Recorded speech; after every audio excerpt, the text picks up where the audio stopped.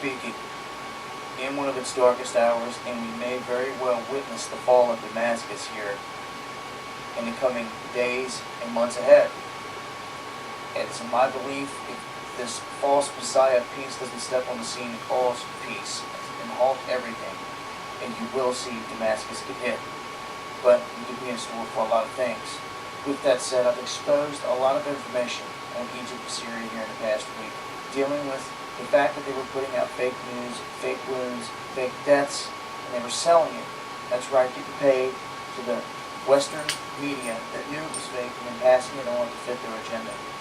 I also exposed how they went into Egypt and got a hold of their youth and indoctrinated them with democracy, filled their heads, used fake accounts and social media like Facebook and other apps, started a revolution, got these people in the square, and they unknowingly overthrew Mubarak. And they put him in prison, but then the next thing they know, who's there to take over? Morsi, a puppet, and the Muslim Brotherhood. And that's where it's all began. That's where all the murder and the killing's coming from. It's the Egyptian army and the people trying to fight off the Muslim Brotherhood and the terrorists.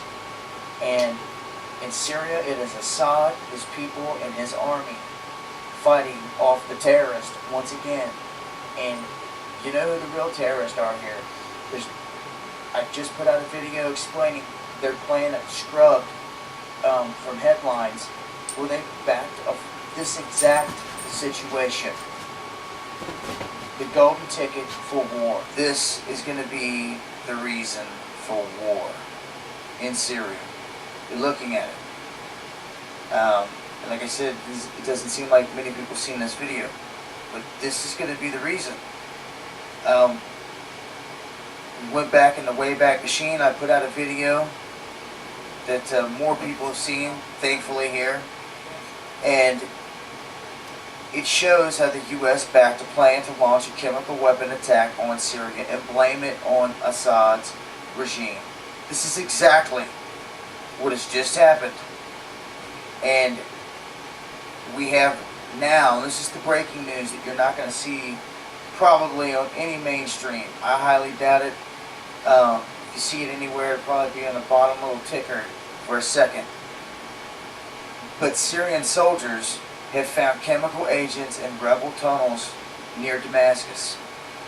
They went to enter these tunnels, and when they did, many of them started to suffocate. And as they ended up clearing it all out, moving their way through, ambulance had to come and rescue a lot of people from suffocating from these chemicals.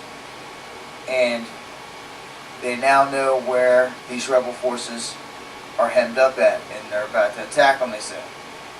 But at the same time, you have France blaming Assad, along with the U.S., and saying that this is a chemical massacre, what is taking place. And they're saying that Assad is responsible. You need to think about this for a second, with your own logical mind, and ask yourself, why would a man that's already got the beast breathing down its throat, trying to come in and invade it, go in this launch chemical attack on absolute innocent women, children, and men, and just kill them all dead? Why would he do that? It's obvious. He wouldn't. Nobody would do it. No one would be a fool to do it in that position. Absolutely crazy to believe it. This is the exact blueprint they laid out. They followed it to a T. This is what you're seeing. They have the reason. They're blaming him. They're saying that these inspectors are 20 minutes away. They want to know why they can't get in. And it's a tense situation. But guess what? Obama's got options. He readies possible missile strikes against Syria. And this is it. It's just going to come on TV in the next couple days. And next thing you know, you're going to see missiles flying as soon as these ships get into position. This whole thing's pre-planned, set up. 1,300 people were killed, and they're waving this around at the UN and the rest of the world like we're going in for war. This is it. I'm telling you. They're going to use this 1,300, and if that ain't good enough, mark my words, they'll kill more. Another episode of News in 2 Minutes, bringing you the news that you need to know every day. Let's begin.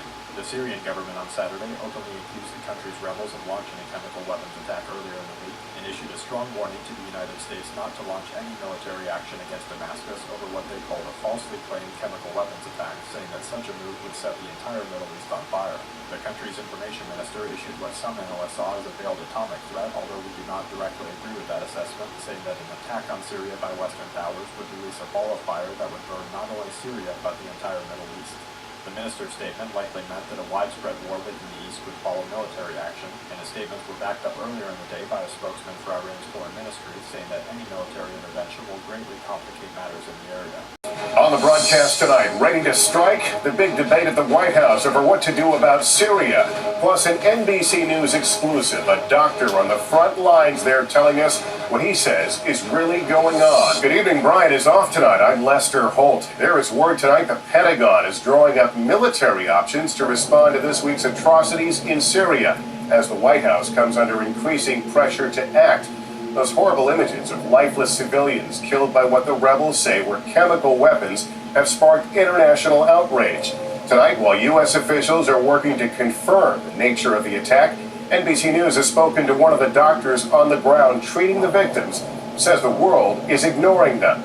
Let's get right to Chuck Todd at the White House. Chuck, Iraq, Afghanistan, is America about to get involved in Syria?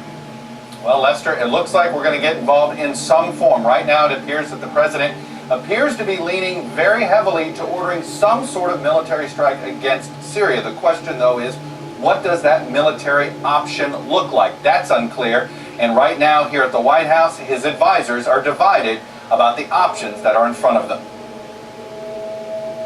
It is these heart-wrenching images out of Syria, lifeless bodies, many of them children, allegedly victims of a brutal chemical weapons attack, that has accelerated the debate in Washington.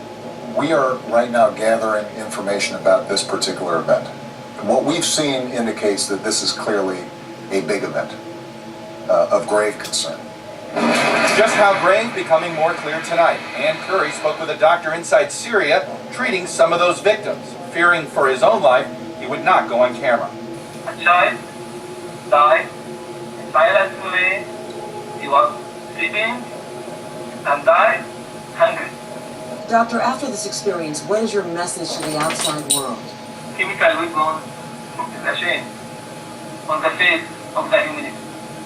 But I can't imagine that the international community cannot do anything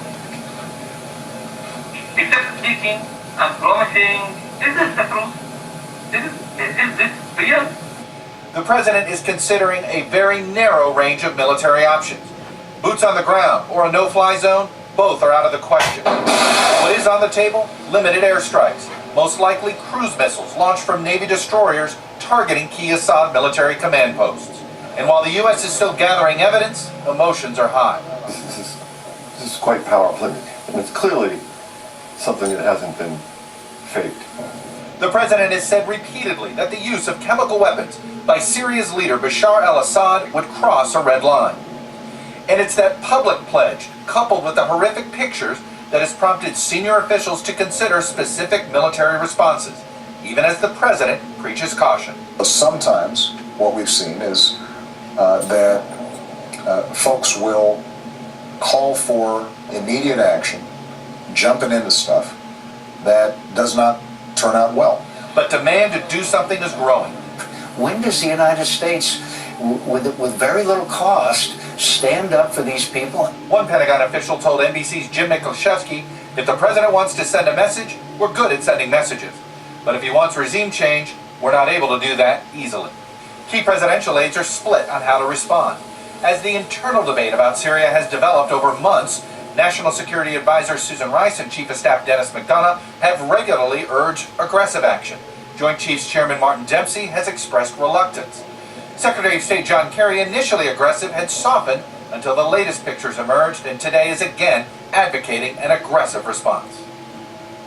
But nothing happens until there are two things that are determined. Number one, that the U.S. gets actual proof that Assad used chemical weapons. They're trying to do that. And But nothing happens until there are two things that are determined. Number one, that the U.S. gets actual proof that Assad used chemical weapons. They're trying to do that. And second, they need to have a legal justification. Lester, for instance, in Libya, there was a UN resolution to enforce.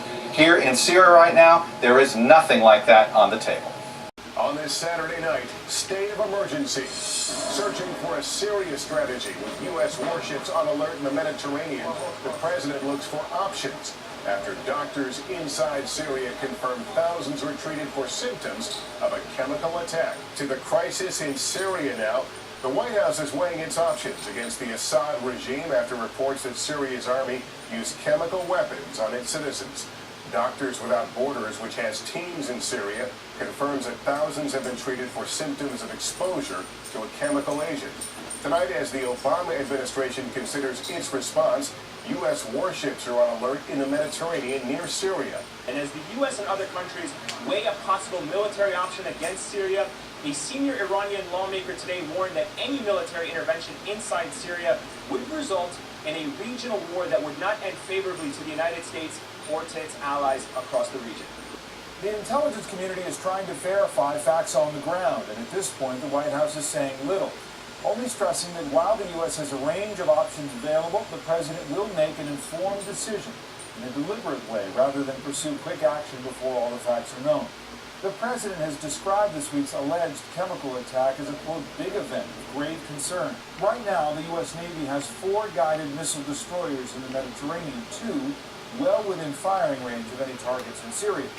Defense Secretary Hagel declined to discuss any specific force movements, but he left little doubt he thinks chemical weapons were involved, saying, quote, it appears to be what happened, use of chemical weapons. On the table, limited airstrikes, most likely cruise missiles launched from those destroyers, targeting key Assad military command posts. Government officials telling us the case for military action is taking shape. Military officials are warning that extremist figures like Al-Qaeda are being drawn to the chaos in Syria like, quote, moths to a flame. You add chemical weapons to the mix, and officials say that's why you're hearing the president start talking about core national interests being at stake.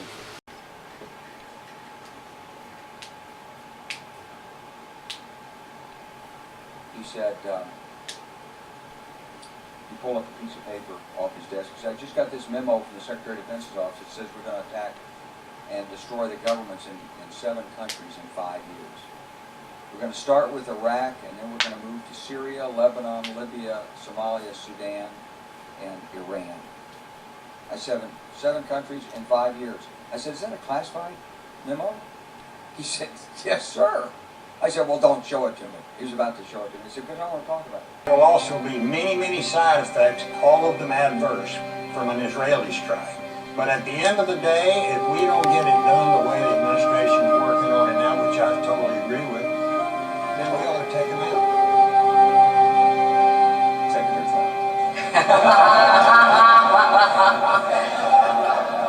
Well, we're working hard. We're working hard.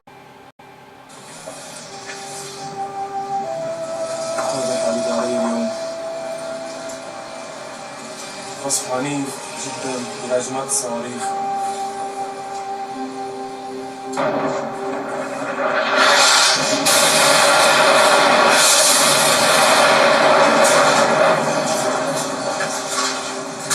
الله أكبر الله أكبر